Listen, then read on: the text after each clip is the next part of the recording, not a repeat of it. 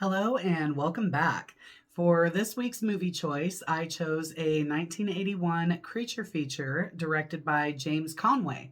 This movie is The Boogens, and here it is on my shower curtain.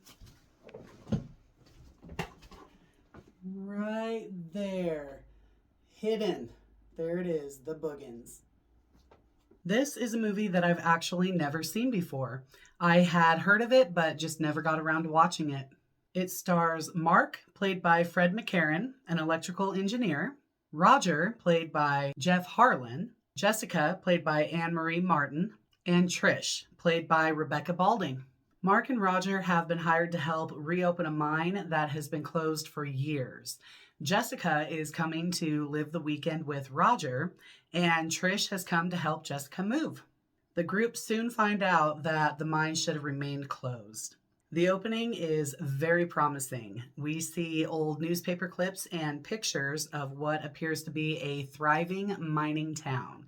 I've always liked stories that have anything to do with newspapers, especially if they have to go to an old library to research. I just really love that kind of story in movies. We are shown old newspaper headlines that say things like Silver Strike and hundreds move into the town. We see pictures of a thriving town, and then we see headlines like cave-ins, 27 people trapped and feared dead. The miners, they start reporting attacks that have happened in the mine, and finally, the mine that grew this town was closed permanently in 1912. We now see pictures of the town after the closing of the mine. Buildings are dilapidated, hundreds of people move away from that town. Most intriguing. We now meet the two men that plan to reopen this mine, Dan and Brian. Then we meet the two men that they have hired to help them reopen it, Mark and Roger. Roger is excited for his girlfriend Jessica to arrive. She's going to be staying with Roger and Mark in a house that they are renting. Jessica is also bringing her friend Trish, hoping that she and Mark will hit it off. So now Dan, Mark, and Roger enter the mine so that they can inspect the beams and blow open a cave-in. This is when we see our first glance of a mysterious old man. Now, this movie was filmed in Park City, Utah in the dead of winter. It wasn't uncommon at night for the temperature to drop to 20 below freezing, causing hazardous road conditions. The cast were freezing. So I felt this next scene was spot on. Oh my God!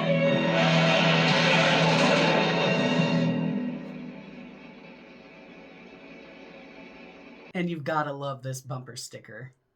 The driver, Martha Chapman, was on her way to the house that Mark and Roger are renting.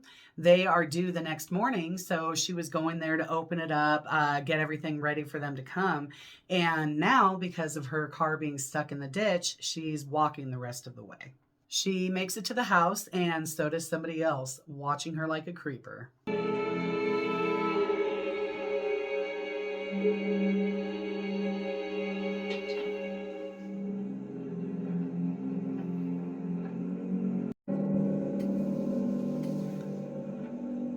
Now, this contraption, for those of you not in the know, is called a rotary phone. It was a real pain in the ass back in the day, especially if you were in a real hurry to make a phone call, made one mistake, and had to start all over again. But I don't know, I kind of miss those days. So anyway, Martha uses this phone to call somebody, we never find out who, and explain what happened to the car and that she's going to be staying overnight in this house now. Later that night, Martha hears a noise inside the house and decides to go investigate.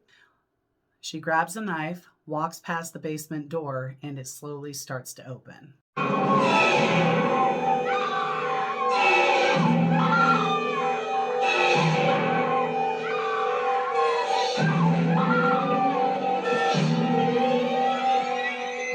Back in the mine, Dan, Mark, Brian, and Roger, they're following a map of the old mines, and it leads them to a split, which is supposed to be only 2 tunnels, but instead it's 3. According to this map, this shaft is supposed to split in 2 right here.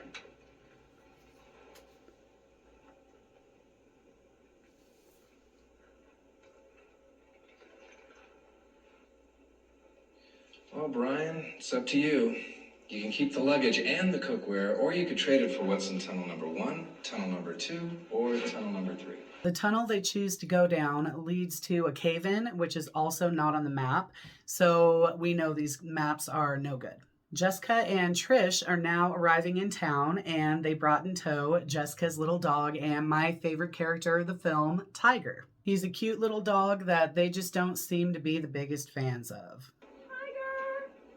Come on, Tiger! Come on, weasel brat! Come here, Tiger! Jessica, my feet are getting soaked. Yeah, I know. This is dumb. Let's go back. What can I say? I said I was sorry.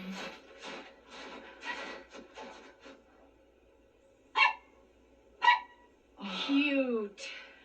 Let's strangle the little bastard. Also, Tiger was played by two dogs, one to do just your normal running around whatever, and the other one to do a little bit more of the acrobatic stuff. Apparently they were very easy to work with.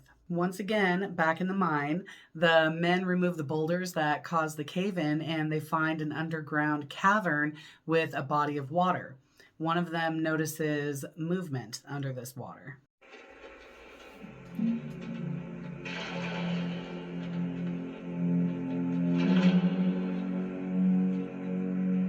They also find a bunch of bones, which they're assuming belong to the miners, guessing that there's probably about 30. And the weird thing that one of them mentions is that they're all kind of piled up as opposed to spread out, which is how you would expect to find them had they died under there of starvation, whatever cause, natural cause. Now back to the women. They're driving through town on their way to the house, and they find out the townsfolk are not as friendly as they would have assumed. Since it's supposed to be very rustic. Oh, don't worry, Jess. This is a real sweet little town, and I bet the people are just as friendly as can be. Hi, how you doing? They make it to the house and find out there's no hot water when Trish tries to take a bath. Trish goes down into the basement to light the hot water heater, and we can tell that she's being watched by something other than Tiger.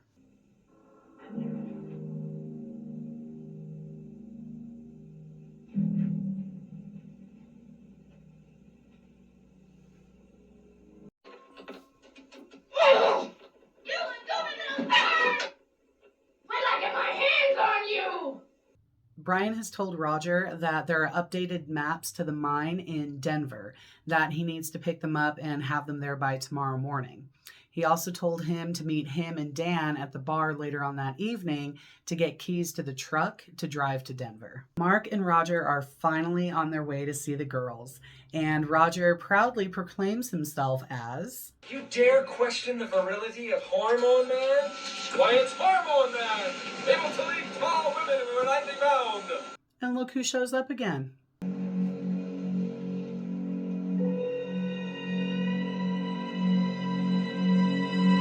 Trish and Mark finally meet for the first time, and what a meeting it is. Hey, all dressed up and no place to go, huh? Both wear the same crummy jeans. I'm sorry. I'm Mark. Yeah. Hi. So something to tell you about right here is all four of the main actors had originally signed a contract stating all four of them would be nude sometime during this movie. And when it came down to filming, 3 of the 4 main actors refused to do it. You can tell which one agreed to do it. After filming this scene, James Conway asked Rebecca Balding out on a date. They hit it off, and very soon after that first date, they wanted to get married. They had considered driving to Vegas, but then the 2 of them decided, okay, we're going to hold off a little while, at least wait until we're done filming this movie. While Mark and Trisha are getting to know each other, Mark finds out that Trish is actually a writer. So he goes on to tell her about the bones that they found down in the mine and the disaster called the Black Friday mine disaster that shut it down. He goes on to say that she should write a feature story about this, and she seems interested. So now Martha's car has been found in the ditch. The cop that found it has come to the house that the guys are renting, and he talks to Roger. Poor hormone man just can't seem to get laid. Sorry we couldn't have been of more help to you. Well, if you do see or hear from her, call me, all right? And Roger lets him know, no, they've not seen this woman. The cop leaves, never mentioning the call that Martha had made, never making any kind of mention to it, which whatever, and they carry on. And look who's outside the opening to the mine.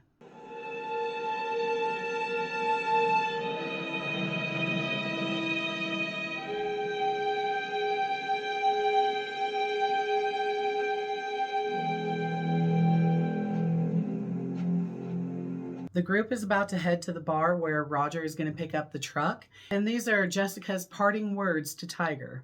Don't chew on anything while I'm gone. That goes for socks, robes, shirts, chairs, and underwear, and especially my shoes. Now, if I catch you eating a shoe when I get home, I'm going to have Roger stuff it right up your little nose.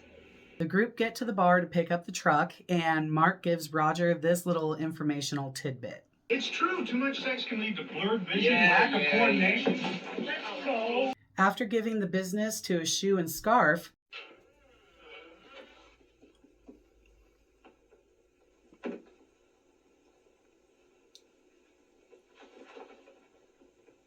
Tiger gets chased around the house.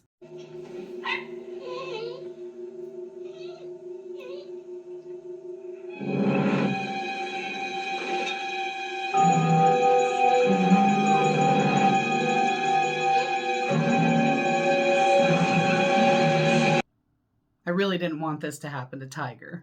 Roger leaves the others at the bar while he goes home to rest. Comes in, sees the mess, and starts yelling about Tiger. All right, you've had it now. Tiger? Tiger? This is it, Tiger. All right, Tiger, you just blew it.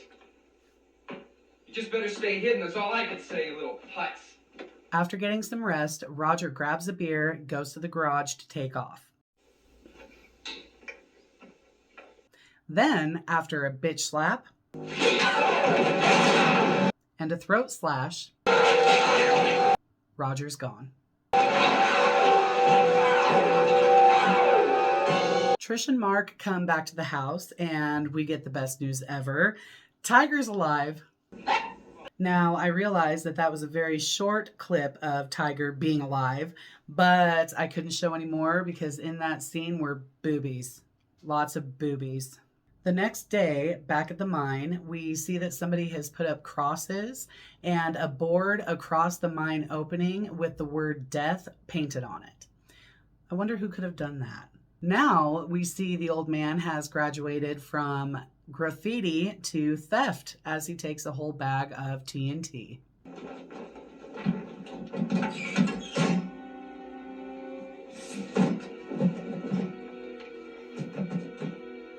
Trish heads to the Silvertown Post to investigate the Black Friday mine disaster. Now, this is what I've been waiting for the whole movie. Again, I love any kind of horror movie that has any type of investigative anything, really. So I was really looking forward to this. Trish finds out that shortly after the last cave-in the mine, the investigation was called off. Okay. It was suggested that a miner by the name of Harold Griswold was responsible for these cave-ins. He was the only one to survive, and when he got out, shortly before collapsing, he had said that they were attacked. Later on, he was unable to testify, so they carted him off to an insane asylum. So, what caused the cave-in? Why was Harold presumed responsible? Why was he sent to an asylum? And what were these attacks that the miners reported that made the front page? We don't know because she never finds out. What a horribly wasted opportunity for what could have been one hell of a backstory. So Jessica finds the truck that Roger was supposed to drive to Denver still in the garage. She informs Trish, who in turn tells Mark. So now, back at the house, we get our first little glimpse of the Boogens.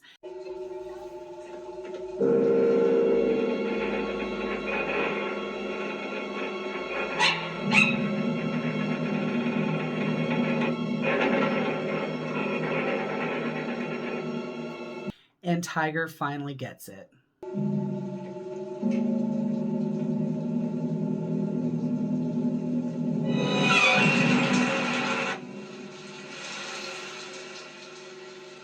They should have been nicer to poor Tiger. Jessica also almost gets herself pulled into the grate, but somehow gets free.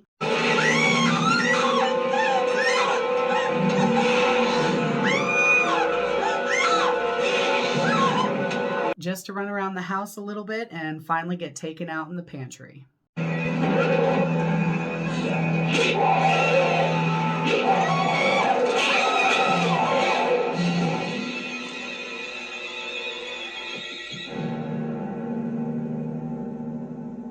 Back in the mine, Dan and Brian find Roger in that body of water. The old man appears in the mine, TNT in tow.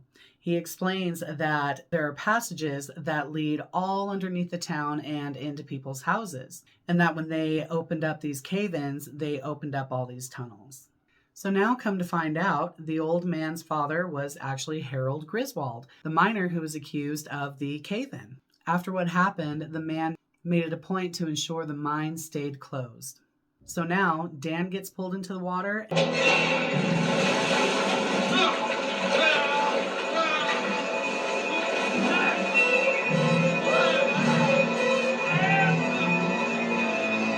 And so does the old man, but not before he's able to throw his TNT and blast the opening closed.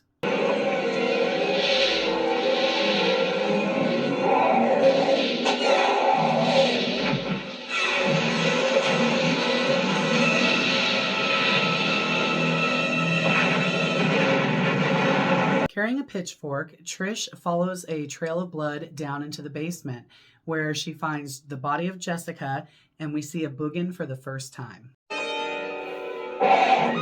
Now, the Boogen was incredibly expensive to make, so they only had one made. And apparently, James Conway, the director, did not like the way it looked. So that's why you don't see it very often in this movie, which I think is really a shame. I think it looked great, especially for the 80s. Mark and the cop from earlier show up.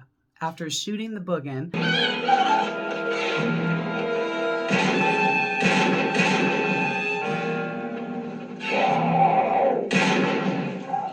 the cop thinks that it's dead and gets a little bit too close. It's the strangest damn thing I ever saw.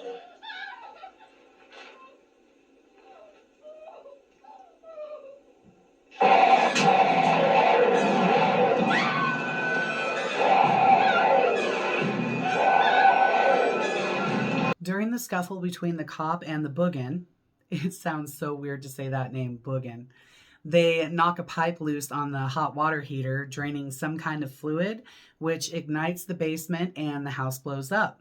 Before it blew up, however, after it just ignited, Mark and Trish were able to make their way to safety through the underground tunnel that leads into the mine. Here, they run into more Boogens and Brian, who soon also loses his life to a Boogen.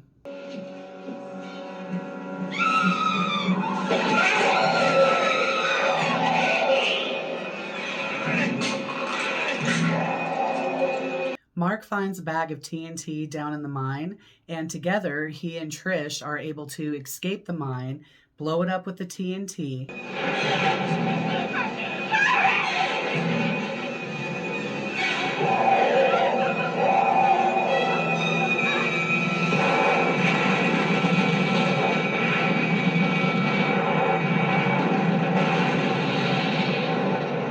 then limp off into the night. Now, remember me saying that James Conway and Rebecca Balding had discussed getting married after the filming of this movie was done? So the filming took 6 weeks, but they couldn't wait that long. They ended up getting married 4 weeks into the shooting in Conway's yard. Now, the really cool thing about this is they are still married to this day. So apparently when Rebecca went in for the reading of the part of Trisha, after she left, James Conway turned to the producer and said, "I'm going to marry that woman." He was right. A ghostwriter was hired to write a book for the Boogens before the release of the movie. They did this in hopes of hyping up sales.